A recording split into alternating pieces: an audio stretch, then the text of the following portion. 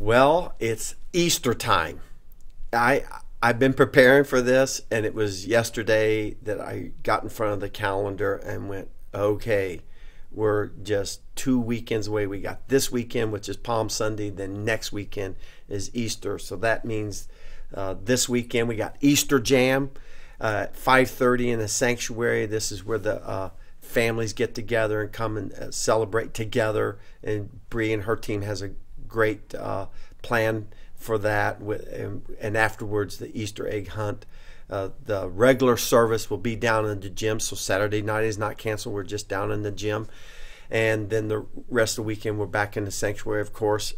And then there's Good Friday, 12 and 7 o'clock on Good Friday. Those two services, 12 and 7. Then there's Easter, and Ignition will have their own service because of the space issues. So we're looking forward to what God is going to do through all these different services and reaching people and building people up.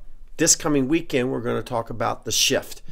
In other words, we've already looked at God being beyond. He does things according to his power beyond anything we could ever think, imagine, our wildest dreams, immeasurably more, infinitely more.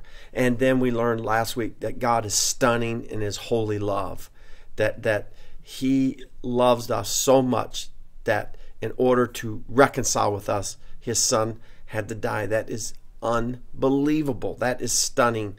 And this weekend's a shift, because something ought to start happening in our hearts, whether you've been a Christian for 5 minutes or a Christian for 50 years.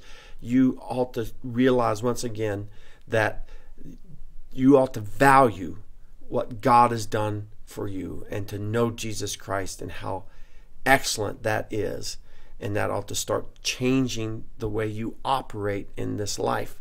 So that's what we're talking about this weekend, the shift. God bless you, and see you there.